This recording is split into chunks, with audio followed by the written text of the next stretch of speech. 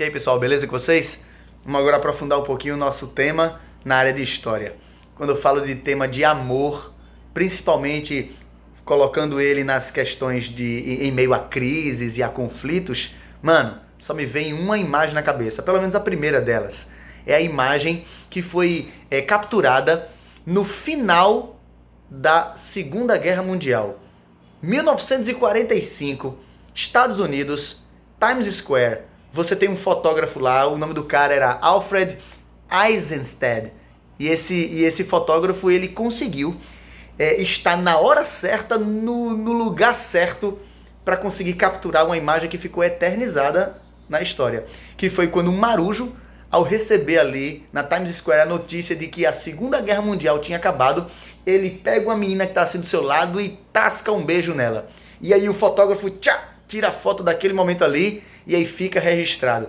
Mano, é curioso demais porque muitas pessoas tiveram zilhões de interpretações em relação a essa foto, né? O pessoal olhou assim, olha que casal apaixonado, veja, isso aqui é o amor, né, brotando depois de um período terrível que foi a Segunda Guerra Mundial.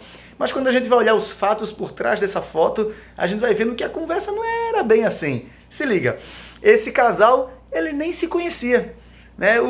Nem ela nem ele se conheciam, ela é uma estranha para ele. E eles se beijaram por uma situação assim de afã, de felicidade, receberam uma boa notícia. Ela não era nem enfermeira, ela estava vestida de branco, o pessoal ficou ao longo de muito tempo pensando, o marujo beijando a enfermeira, aquele casal de namorados, mas eles não eram nem namorados, e ela também não era nem enfermeira, ela era ajudante, assistente de dentista, né? Então a gente vai começando a pensar assim, que esse movimento, né, desse casal não foi exatamente um movimento de amor. Movimento de amor, eu vou dizer para você, foi o que aconteceu no início da Primeira Guerra Mundial. Bora estudar sobre isso? Vamos então investigar aqui um pouquinho como é que foi esse período da Primeira Guerra Mundial, o que levou o mundo à Primeira Guerra Mundial. Para a gente entender a Primeira Guerra Mundial, precisa entender o que é que está acontecendo no mundo no século XIX. Sabe, a Primeira Guerra Mundial aconteceu ali no iniciozinho do século XX, de 1914 até 1918, durou 4 anos essa guerra, mas todos os motivos que levaram a essa guerra estavam no século anterior. O mundo estava vivendo um período, um momento na história que a gente até chama de dizer de paz armada. Como é que paz armada? Paz porque não está em guerra, mas armada porque é como se todo mundo estivesse se preparando para uma guerra, mesmo sem querer. Então, é como se as pessoas estivessem num sentimento de rixa, sabe? De competitividade ou até mesmo assim de desconfiança. Imagine, é como se um país, estou aqui de boa, tranquilo, vivendo, governando, tá tudo na paz, tudo beleza, mas eu olho o país do meu lado começando a construir armas, construindo indústrias bélicas, né, desenvolvendo tecnologia de guerra. E aí eu olho, opa, como assim? Esse cara aqui do meu lado tá fazendo isso aqui? Rapaz, quer saber de uma coisa? Como eu não sei as intenções dele, é melhor me prevenir, porque vai que, né?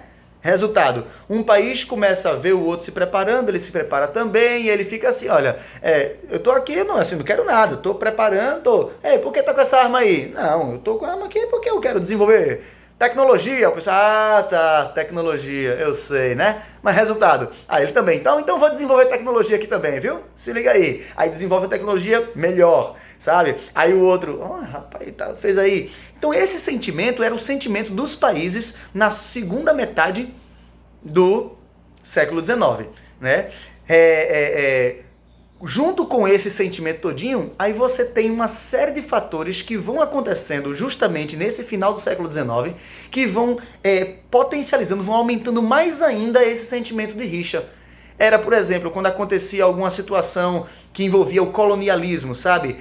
O colonialismo foi um momento em que os países da Europa se acharam no direito de ir para outros lugares do mundo e colonizar ali, mesmo já tendo gente. Ou pior, até já tendo um outro país da própria Europa já entrando lá, mas um outro país que ficou atrasado, ele arruma um jeitinho para tirar esse cara que chegou primeiro e, não, agora quem manda aqui sou eu.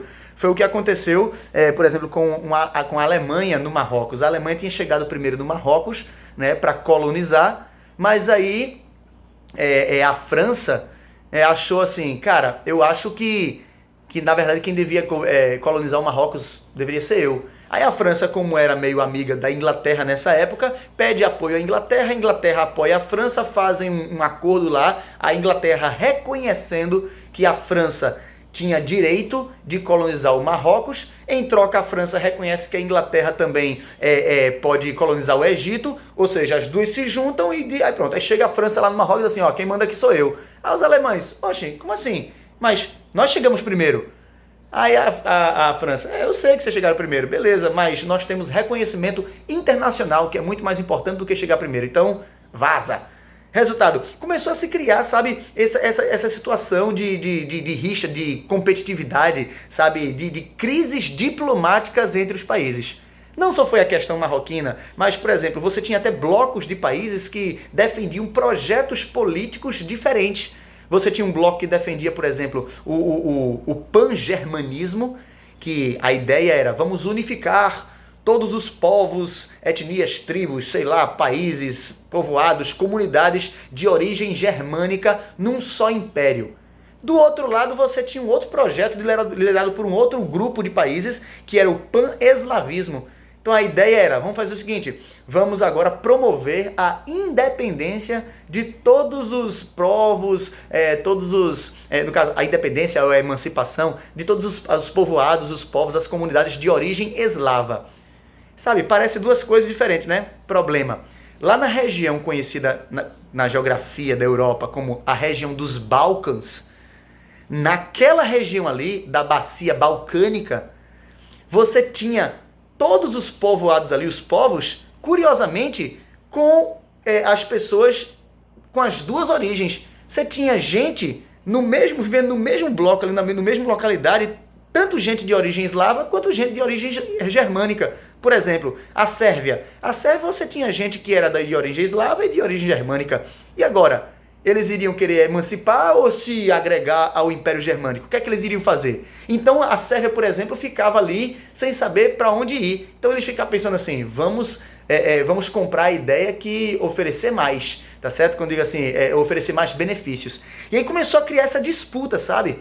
E foi justamente essa disputa que terminou na Primeira Guerra Mundial. Porque, por exemplo, chegou lá em 1914, aí teve o arquiduque Francisco Ferdinando, ele foi visitar justamente a Sérvia, e aí o Francisco Ferdinando ele era arquiduque do Império Austro-Húngaro, que defendia o pan-germanismo.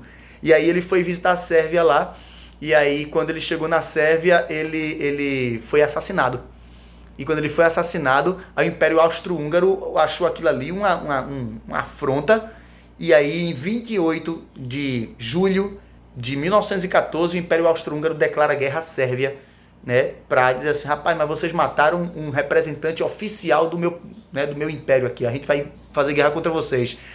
Problema, a Sérvia, que estava naquela dúvida, agora toma um lado porque ela é pequena demais, não tem condições de lutar contra o Império Austro-Húngaro. Aí pede ajuda à Rússia, que defendia o pan-eslavismo. Aí a Rússia diz, beleza. Aí no dia seguinte, no dia 29 de julho, aí a Rússia diz, então eu declaro guerra ao Império Austro-Húngaro e à Alemanha, que é companheira do Império Austro-Húngaro. Aí a Alemanha, então vou declarar guerra à Rússia e também à França, que é sua amiga também, porque eu já tô com raiva da França também. A França tinha raiva da Alemanha também. Aí a Alemanha disse, beleza, aí no dia 4 de agosto, a Bélgica e a França declararam guerra à Alemanha, quer dizer, a Alemanha declarou guerra à Bélgica e à França também. Aí quando chegou no dia 5 de agosto, aí a Inglaterra, que estava de fora, mas rapaz, eu penso tomar partido, como o partido da Inglaterra junto com a França, declara também guerra à Alemanha. Mano, você está entendendo o que eu estou falando? Envolveu o mundo todo nesse negócio. Envolveu o mundo todo.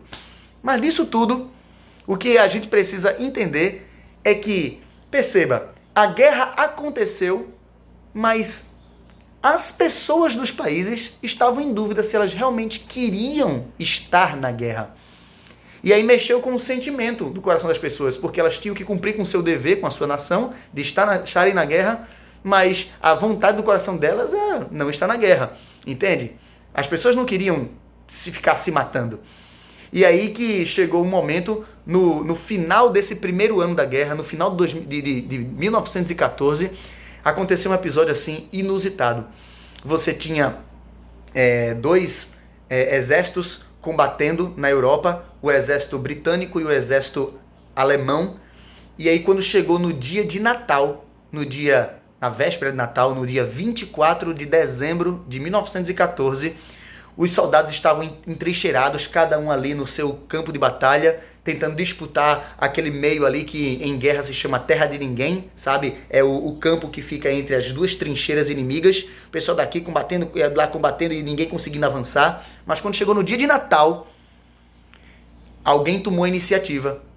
As pessoas, os soldados dos dois exércitos pararam de atirar, pararam de soltar suas granadas, pararam de se xingar, pararam de odiar e simplesmente saíram de suas trincheiras, foram para o meio do campo de batalha e começaram a comemorar o Natal. Se abraçaram, cantaram a canção que a gente hoje conhece aqui no Brasil como Noite Feliz. Noite Feliz, Noite Feliz. Pois é, começaram a cantar essa canção em sentimento de alegria, em sentimento de amistosidade. Naquele momento eles esqueceram que eram adversários, esqueceram que eram inimigos, esqueceram que estavam matando uns aos outros antes daquilo tudinho.